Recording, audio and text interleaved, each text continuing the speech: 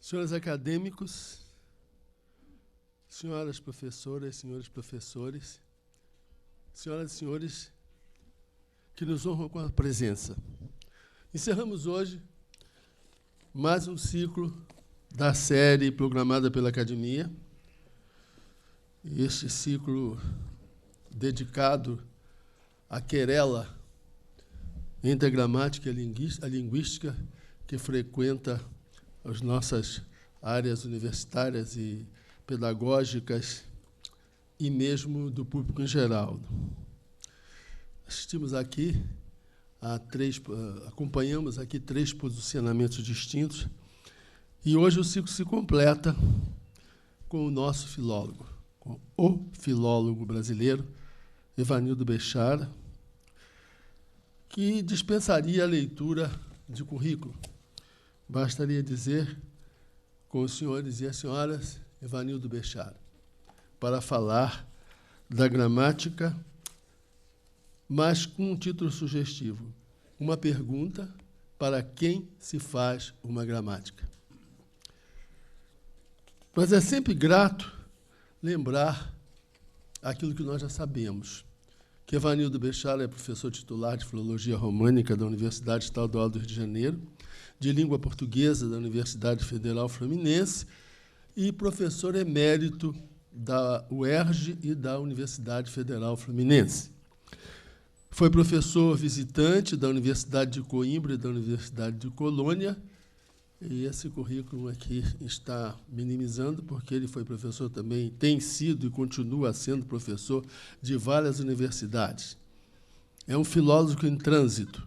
Está sempre, a cada momento do ano, o Bechara está sempre iluminando outros lugares além do Brasil. Faz parte da comissão científica da Société Linguistique Romane, com sede em Estrasburgo, pertence à Academia Brasileira de Filologia e às associações de romanistas, e à Associação de Romanistas. É diretor da revista Confluência do Instituto de Língua Portuguesa do Liceu Literário Português. Pelo mesmo instituto, publicou uma obra coletiva intitulada Na Ponta da Língua. Integram a publicação artigos de Silvia Lia, Gladstone Chaves de Mello, Antônio Geraldo da Cunha, Maximiano de Carvalho e Silva, Antônio Basílio Rodrigues, entre outros. O professor Bechara é o coordenador desta série, que já tem 479 artigos publicados. Diretor da revista Litera, preparou, junto com Segismundo Spina, a primeira edição da antologia de Os Lusíadas, publicada pela Grifo. A segunda edição, melhorada, foi publicada pela editora da Universidade de São Paulo. Autor de um capítulo no livro coletivo Trivium e Quadrivium, em que escreve sobre História da Gramática na Idade Média, pela editora Ibis, de São Paulo. Entre outros livros, é autor da Moderna Gramática Portuguesa, em 37ª edição e 17 reimpressões. É só somar, 37 com 17, para saber a quantas anda a gramática do Bechara. E é interessante que, quando a gramática passa a ser assim denominada, né, a gramática do Bechara, esse sintagma vira muito mais do que um reconhecimento, é uma consagração, ele é consagratório, né? Quer dizer, é um livro de referência obrigatória. Mas Bechara publicou também lições de português pela análise sintática, em 16ª edição. A gramática escolar da língua portuguesa, língua e linguagem, e a nova ortografia. E, modestamente, ele esqueceu de dizer que ele é responsável pela 5ª edição do vocabulário ortográfico da língua portuguesa e já pela 6ª edição, que está sendo preparada, e de todos os dicionários que o setor de lexicologia e lexicografia da Academia vem produzindo, além de ser também o diretor do ABL Responde, Já tem um volume bastante significativo de perguntas e respostas ligadas à língua portuguesa. Para nosso prazer, com a palavra, Evanildo Bechara, que vai nos dizer para quem se faz uma gramática.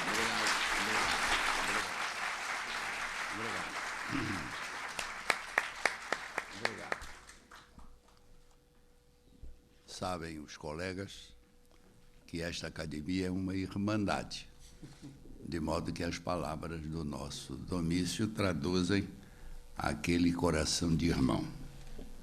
Mas agradeço a presença dos colegas acadêmicos, dos professores, das professoras, dos alunos e amigos.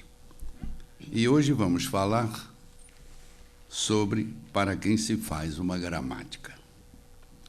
Resenhando o compêndio da gramática portuguesa de Vergueiro e Pertence, saído em Lisboa em 1861, Machado de Assis assim começa os seus comentários. Sempre achei que uma gramática é uma coisa muito séria. Uma boa gramática é um alto serviço a uma língua e a um país.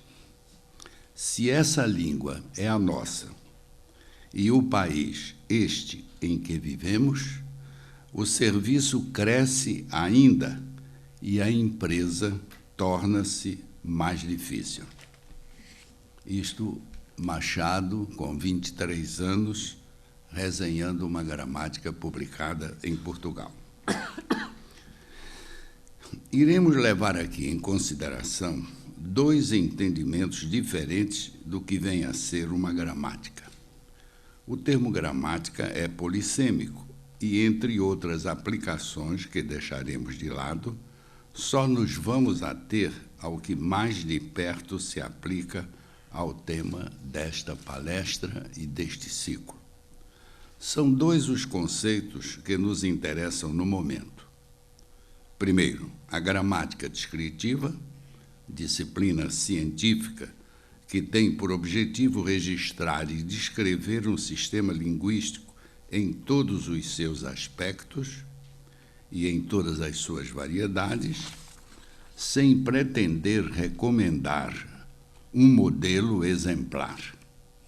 E, B, gramática normativa ou prescritiva, que, por seu turno, tem por finalidade didática recomendar um modelo de língua assinalando as construções corretas e rejeitando as incorretas ou não recomendadas pela tradição culta.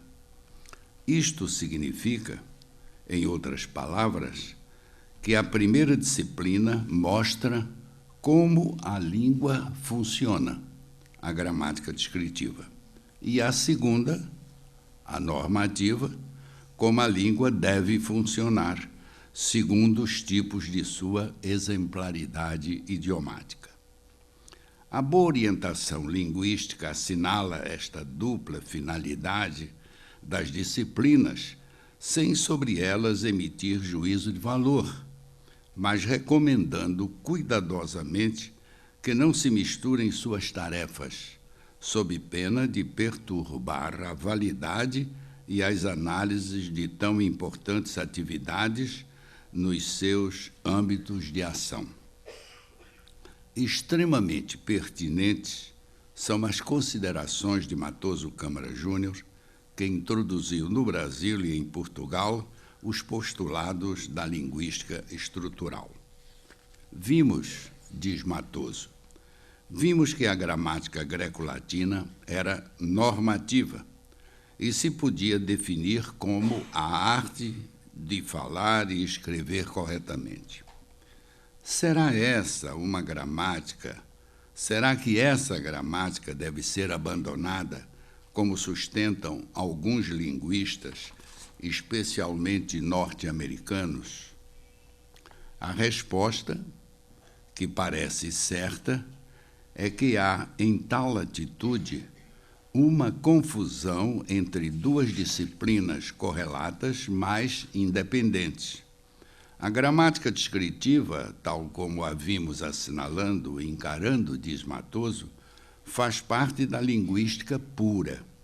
Ora, como toda ciência pura e desinteressada, a linguística tem a seu lado uma disciplina normativa, que faz parte do que podemos chamar a linguística aplicada a um fim de comportamento social.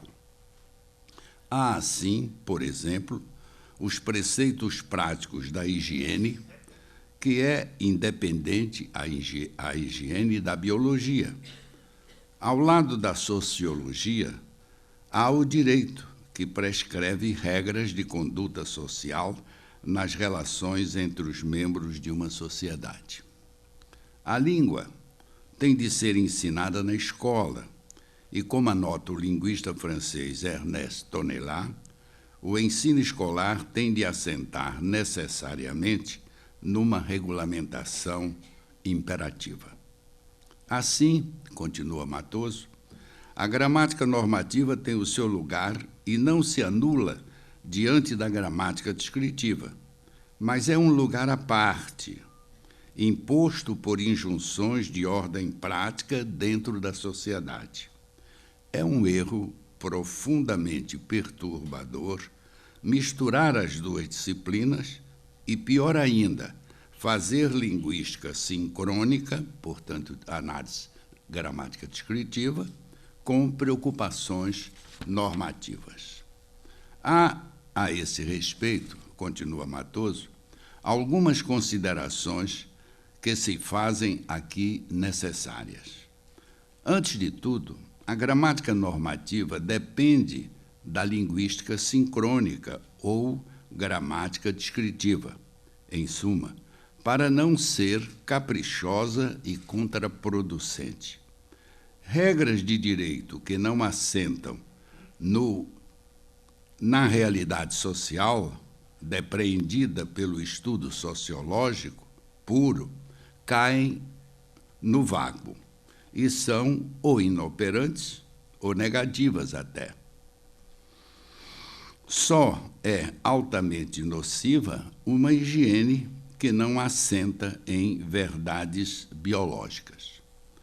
Não se compreende uma situação inversa, depois mesmo, quando convém a correção de um procedimento linguístico, porque marca desfavoravelmente o indivíduo do ponto de vista da sua posição social, ou porque prejudica a clareza e a eficiência da sua capacidade de comunicação, ou porque cria um cisma perturbador no uso mais geral adotado, é preciso saber a causa profunda desse procedimento para poder combatê-lo na gramática normativa. Finalmente, a norma não pode ser uniforme e rígida. Ela é elástica e contingente, de acordo com cada situação social específica. O professor não fala em casa como na aula, e muito menos numa conferência. O deputado não fala na rua ao se encontrar com um amigo como falaria numa sessão da Câmara. E assim por diante. Continua Matoso. Quando o linguista sincrônico se insurge contra o gramático normativo ou o professor de língua, é em regra porque este e aquele declaradamente desobedecem a esses três preceitos. Impõem as suas regras praxistas como sendo linguística, corrigem às cegas sem tocar no ponto nevrálgico do procedimento linguístico que querem corrigir, e com isso se criam confusão e distúrbio, ou partem do princípio insustentável de que a norma tem de ser sempre a mesma e fixam como um padrão social altamente formalizado, como sendo o que convém sempre dizer. O remédio é o professor de língua e os homens em geral aprenderem os princípios gerais da linguística. Por isso, a melhor solução parece ser fornecer-lhes uma gramática descritiva, desinteressada de preocupações normativas. Há apenas uma observação final a fazer. Se a língua é variável no espaço e na hierarquia social, ou ainda no mesmo indivíduo, conforme a situação social em que se acha, a gramática descritiva pode escolher o seu campo de observação. Se ela tem em vista, indiretamente, o ensino escolar, como é o objetivo implícito do presente livro, ainda fala o Matoso, a escolha está, de certo modo, predeterminada. A descrição não tomará por base, evidentemente, uma modalidade popular ou remotamente regional, muito menos vai assentar num elaborado e sofisticado, como, por exemplo, a língua da literatura. Partirá do uso falado e escrito, considerado culto, ou melhor dito, adequado, às condições formais de um intercâmbio linguístico no sentido inglês do adjetivo. Até aqui Matoso. O linguista francês Victor Henry, em livro saído em 1896, chamou-nos a atenção para a dicotomia língua transmitida e língua adquirida. A transmitida é aquela primeira que recebemos do meio social e familiar em que nascemos e nos desenvolvemos, assentada no dialeto regional, com seus peculiares, com suas expressões peculiares, sua morfologia e sintaxe locais, tudo apreendido por tradição oral.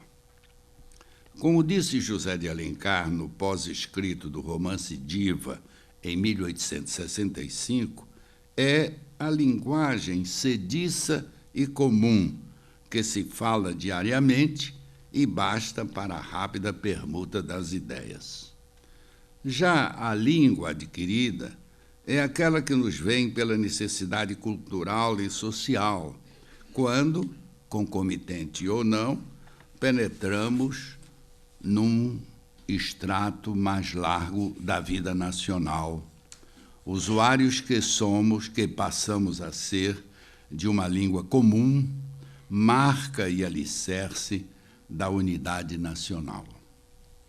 Enquanto a língua transmitida recolhe e reflete a variedade de cada modalidade local, ora próxima, ora fortemente diferenciada, a língua comum anula, na medida do possível, essas diferenças em favor de uma modalidade mais uniforme e sujeita a um equilíbrio instável.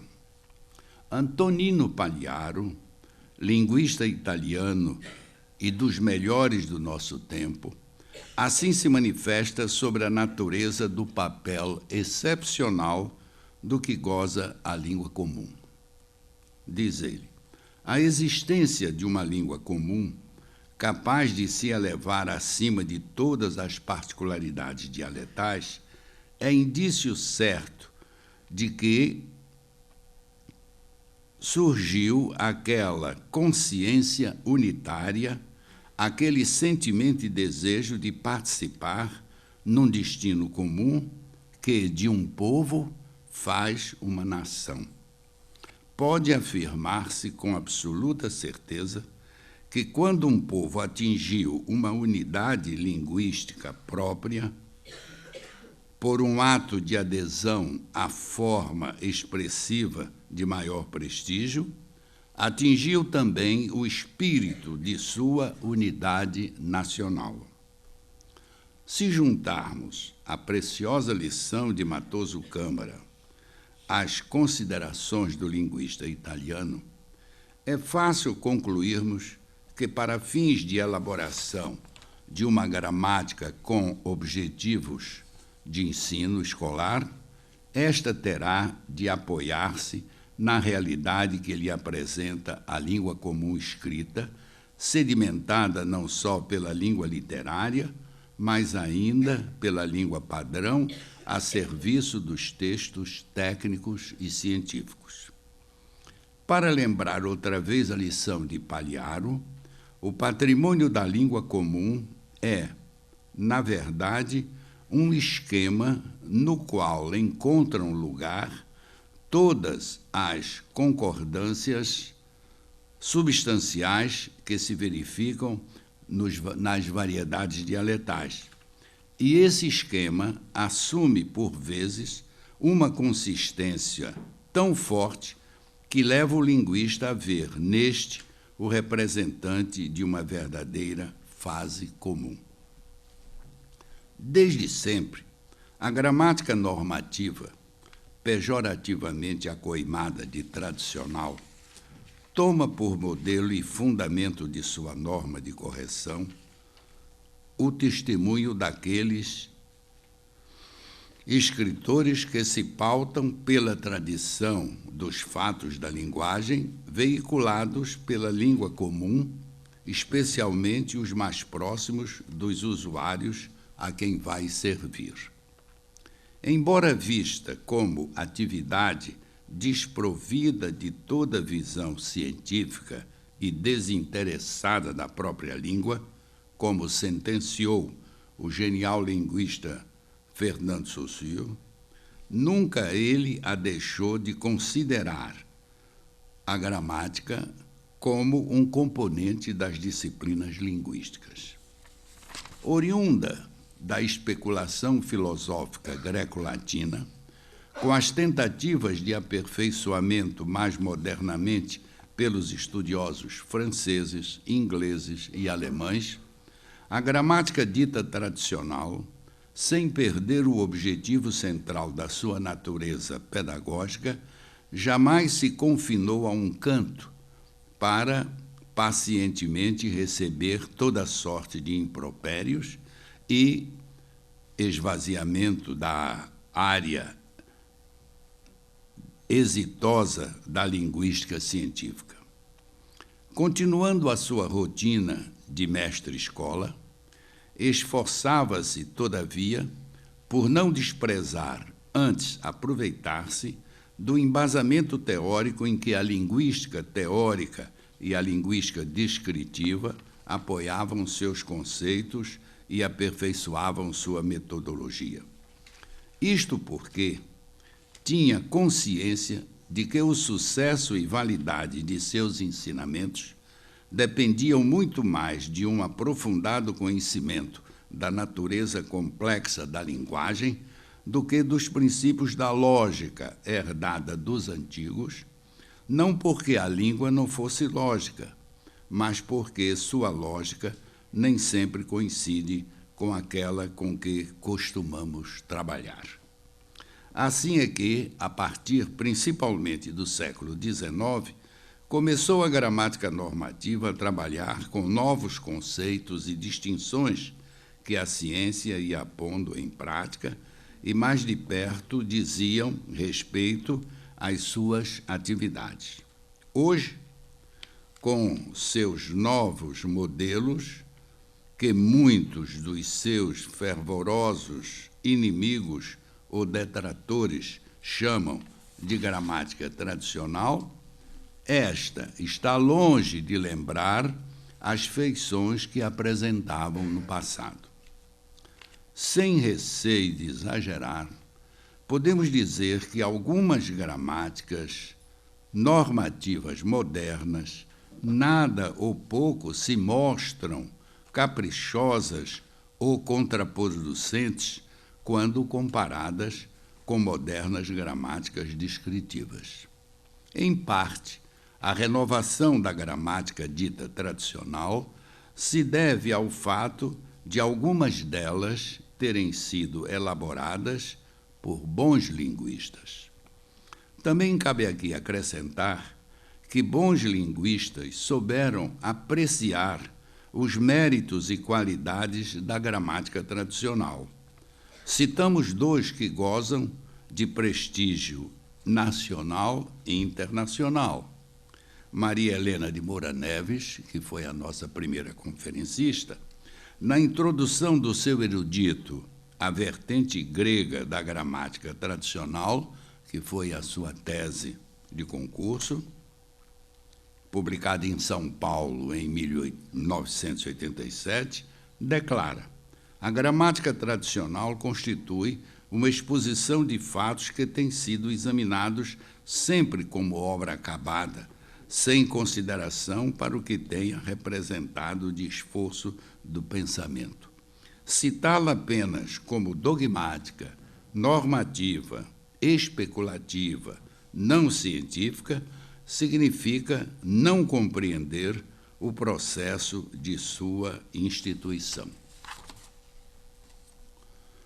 Não menos ilustre é o linguista espanhol Ignacio Bosque, acadêmico ponente desta preciosa Nueva Gramática de la Lengua Española, em 2 volumes, num total de 3.885 páginas, só dedicada à morfologia e à sintaxe, Madrid, 2009, diz o seguinte no repasso da sintaxe tradicional, que é um pequeno caderno dele, onde ele chama atenção para a importância da gramática tradicional, dizendo que os estudantes de letras têm que conhecer as bases desta gramática tradicional para depois poderem avançar nas modernas orientações linguísticas que correm na universidade.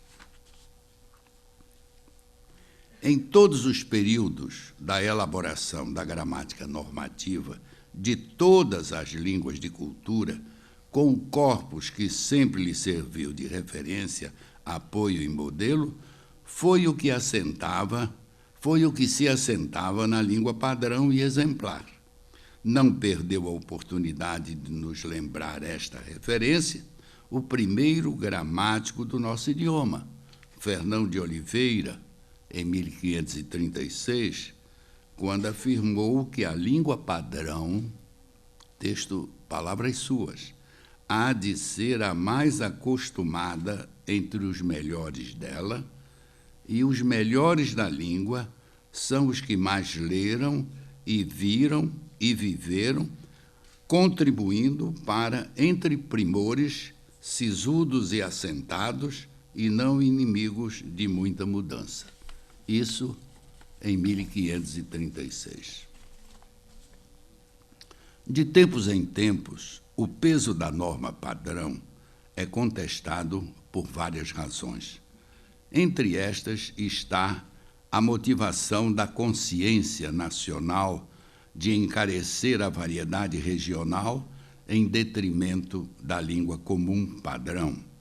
Entre nós, tal iniciativa aparece na proposta do desembargador Antônio Joaquim de Macedo Soares, no prólogo do Dicionário Brasileiro da Língua Portuguesa, editado em 1889, quando diz: já é tempo dos brasileiros escreverem como se fala no Brasil, e não como se escreve em Portugal. Por mais bem intencionada que seja a iniciativa posta em prática por escritores inábeis, o exagero pode prejudicar o projeto. É bem provável que, para combater tais excessos, João Ribeiro, em 1897, no verbete Brasileirismo, tenha alertado os incautos, escrevendo: é a expressão, falando de brasileirismo. O que é brasileirismo? Diz ele no dicionário. É a expressão que damos a toda casta de divergências notadas entre a linguagem portuguesa, vernácula, e a falada geralmente no Brasil.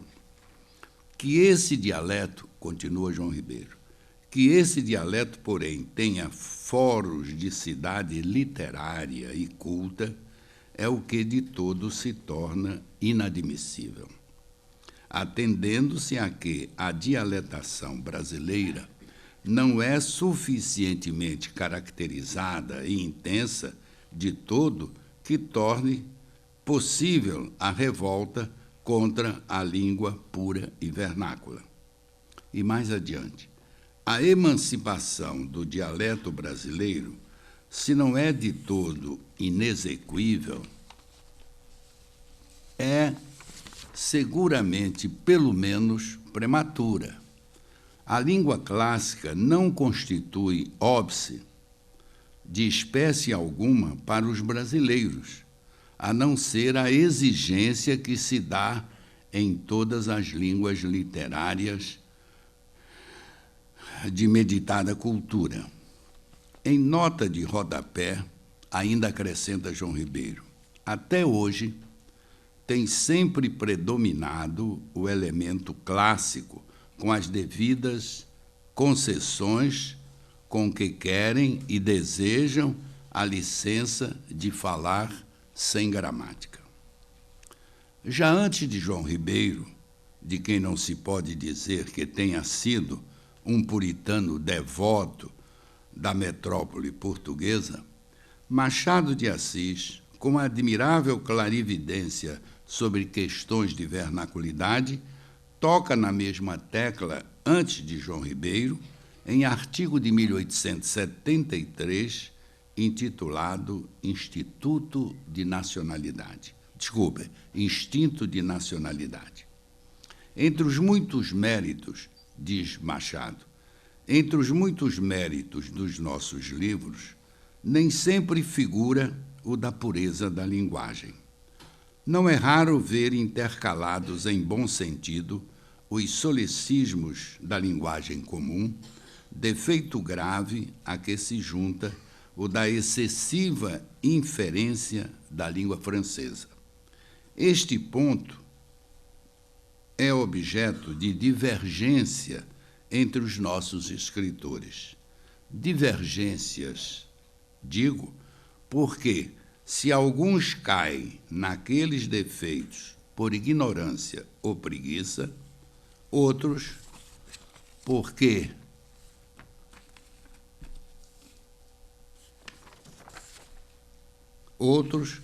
porque os respeita, depurando a linguagem do povo e aperfeiçoando-lhe a razão.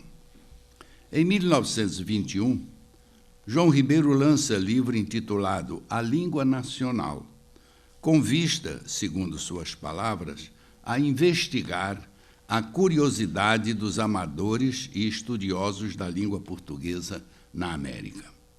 Desconhecemos o que a obra provocou naquele momento, mas a verdade é que, já na segunda edição, João Ribeiro esclareceu os seus objetivos, dizendo o seguinte, que o fato, logo, aplaca o desejo desses revolucionários, afirmando que não era seu propósito a defesa nem a apologia internacional do solecismo, de barbaridades, de barbarismos e defeitos indesculpáveis. Era muito mais erguido e levantado o meu propósito. Tratava-se da independência do nosso pensamento e de sua imediata expressão, diz o João Ribeiro na segunda edição do Idioma Nacional, de 1933. Estava assim a única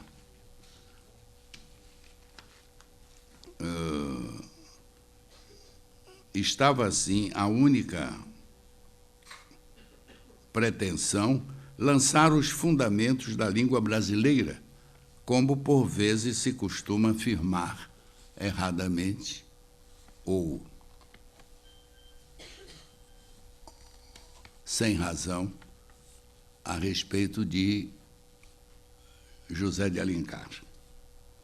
Mais recentemente, nos chegou, em geral, por via da sociolinguística, a lição correta de que são válidas e merecem ser estudadas todas as variedades diastráticas da língua histórica, ao lado das variedades diatópicas e diafásicas. Isto quer dizer que devem ser estudadas todas as variedades sociais, as variedades regionais e as variedades sociais da linguagem. A seguir, dado o privilegiamento natural pelos seus objetivos pedagógicos da língua comum culta, começou entre nós um exaltado privilegiamento da variedade popular, sob a alegação de que se procurava combater o chamado preconceito linguístico. O movimento ganhou corpo e adeptos, penetrou na universidade e nos cursos de formação de professores de língua portuguesa. A tendência iconoclasta não atingiu o modo de falar e escrever dos defensores do preconceito linguístico, que sempre utilizaram e utilizam a norma padrão. Também tais ideias não invadiram os cursos de formação de professores de línguas estrangeiras, os quais se esforçam por usar a linguagem das pessoas cultas dos respectivos países. O combate ao preconceito entrou em órgãos do Ministério da Educação, como comprovam as seguintes declarações inseridas nos parâmetros curriculares nacionais da Secretaria de Educação Fundamental do MEC, em que se lê: assim, por exemplo, faz o comentário, professores e gramáticos puristas continuam a exigir que se escreva e até que se fale no Brasil: o livro de que eu gosto não estava na biblioteca. Vocês vão assistir a um filme maravilhoso. O garoto, cujo pai conheci ontem, é meu aluno. Eles se vão lavar ou vão lavar-se na pia. Quando já se fixou na fala e já se estendeu à escrita, independentemente de classe social ou grau de formalidade de situação discursiva, o emprego de o livro que eu gosto, vocês vão assistir um filme, o garoto que eu conheci ontem e o pai é meu aluno, eles vão se lavar na pia. Contra tal modo de ensinar, insurge-se, entre outros, Eugênio Cossélio, excepcional teórico dos nossos dias. Na linguística atual, diz Cossélio, considera-se com frequência só a língua falada, primária, espontânea ou usual, como natural e livre, ao tempo que a língua exemplar ou língua padrão é a forma literária e a forma literária desta se considera como artificiais e impostas.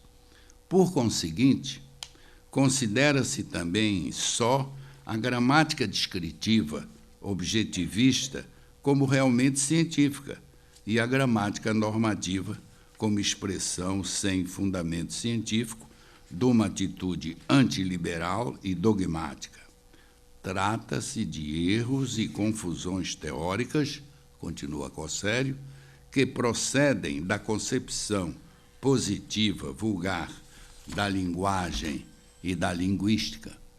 Na realidade, e, portanto, na boa teoria, a língua literária representa o grau mais alto, a dimensão teórica do dever ser da língua. É a gramática normativa e a manifestação metalinguística explícita desta dimensão. E conclui: o liberalismo linguístico é, no fundo, um falso liberalismo.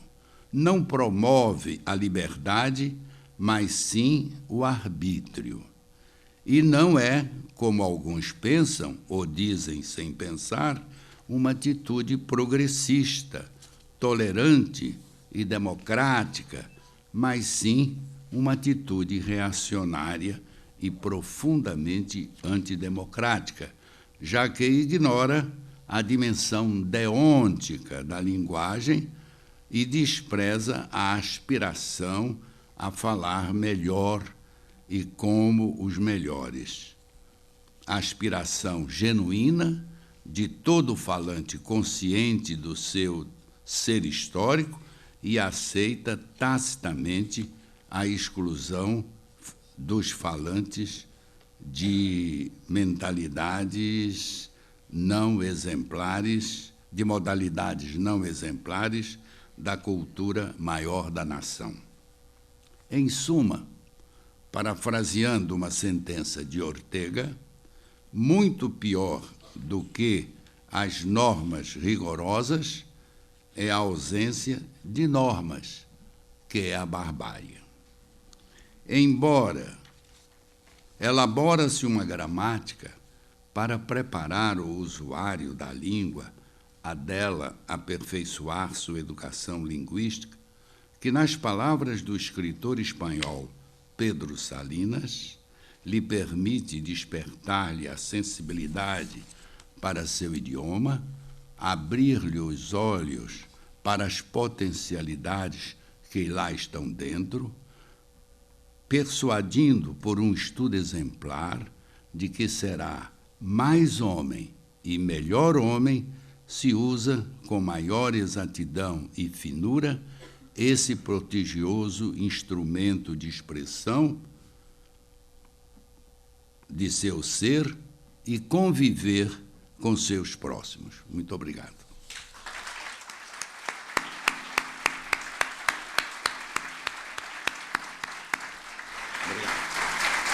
Obrigado.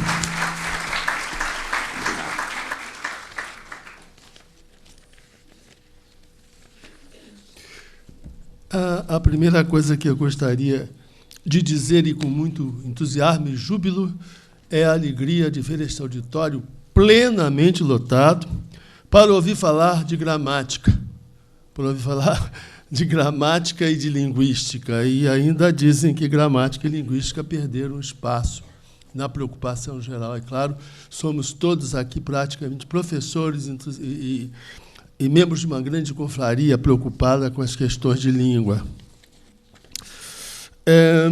Bechara, e eu não vou me permitir qualquer outro comentário além disso, Bechara centralizou suas considerações no conceito de gramática. Apontou as diferenças entre a gramática descritiva e a gramática normativa, obviamente, trouxe a fundamentação, não é uma surpresa, mas trouxe a fundamentação, o apoio de linguistas e gramáticos. Ou seja, a conferência de Bechara juntou os elos do conflito. Não desatou os nós, mas também não considerou que esses nós levassem à incompatibilidade entre os estudos linguísticos e gramaticais. Muito pelo contrário, toda a fundamentação da gramática que aqui foi apresentada justificou-se a partir da citação de uma fundamentação linguística em todos os momentos. E, nesses momentos, e eu direi apenas o que foi levantado, porque foi didaticamente, claramente, bastante explícito, ele destacou a flexibilidade do conceito de norma, a distinção entre língua transmitida e língua adquirida, a relação entre língua e unidade nacional, os critérios fundamentadores da elaboração de uma gramática, a inter-relação entre a linguística e a gramática, que eu já me referi, a relevância dos estudos gramaticais, apesar de todas as críticas. Denunciou a incompreensão dos detratores da gramática tradicional. Posicionou-se em relação à norma padrão e às variantes regionais. Deixou a reflexão de todos a sua posição a respeito do assunto, claro que, como sempre, fundamentada e devidamente fundamentada. Defendeu, com ênfase e entusiasmo que a gente já conhece nele, a prevalência da língua exemplar. e, no âmbito dessa língua exemplar, privilegiou a língua literária como modelar, com apoio nada menos do que em Eugênio Cossério. Situou os objetivos da elaboração de uma gramática.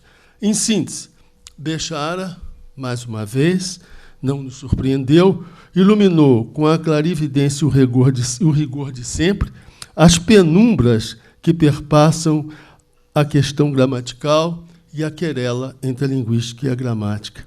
Não poderia ser um fecho melhor para o ciclo sobre o assunto, em que a sua fala perpassou alguns elementos fundamentadores de uma política do ensino do idioma e de uma pedagogia da língua portuguesa. Eu gostei. Vocês gostaram? Muito obrigado. A Academia agradece.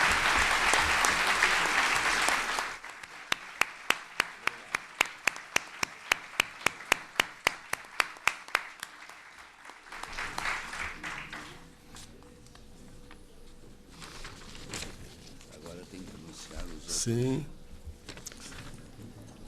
No cumprimento do nosso protocolo das sessões, eu anuncio para o dia 7 de maio, terça-feira, às 17h30, o ciclo de conferências Vozes Românticas na Literatura Brasileira, coordenação do acadêmico Antônio Carlos Sequim, tendo o primeiro conferencista, Ivan Junqueira, que falará sobre a poesia de Gonçalves Dias.